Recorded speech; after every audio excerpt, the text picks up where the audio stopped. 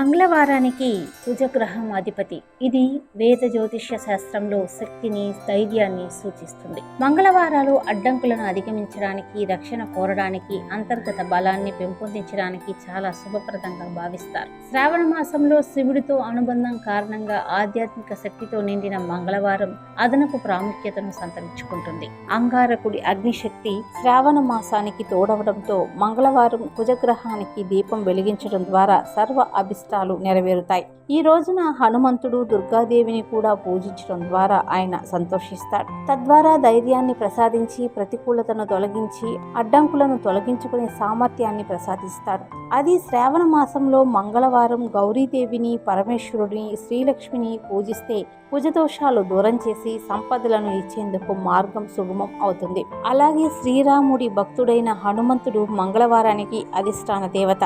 అసమానమైన బలం, విశ్వాసం, ధైర్యానికి పేరుగాంచిన హనుమంతుడిని భయాలను అధిగమించడానికి, శారీరక మానసిక ధైర్యాన్ని పొందడానికి, ప్రతికూల శక్తుల నుంచి రక్షణ పొందడానికి పూజిస్తారు. అలాంటి హనుమంతుడిని శ్రావణ మాసంలో మంగళవారం ఉపవాసం ఉండి పూజించడం ద్వారా ఆయన అనుగ్రహం తప్పక సిద్ధిస్తుంది. ఎందుకంటే ఈ మాసంలోని పవిత్ర శక్తి ఆధ్యాత్మిక సాధనల సామర్థ్యాన్ని పెంచుతుంది. అలాగే దుర్గాదేవిని శ్రావణ మంగళవారాల్లో పూజిస్తారు. ముఖ్యంగా శ్రావణ మంగళవారంలో మంగళ గౌరి వ్రతం ద్వారా ఆమెను నోచుకుంటారు. వివాహిత స్త్రీలు తమ భర్తల దీర్ఘాయుష్యు, శ్రేయస్సు కోసం, అలాగే వైవాహిక సామరస్యం కోసం ఆమెను ప్రార్థించడానికి ఈ వ్రతాన్ని ఆచరిస్తారు. దుర్గమ్మ చెడును నాశనం చేసి తన భక్తులకు నిర్భయాన్ని ప్రసాదించే రక్షకురాలుగా మారుతుందనే విషయం తెలిసిందే.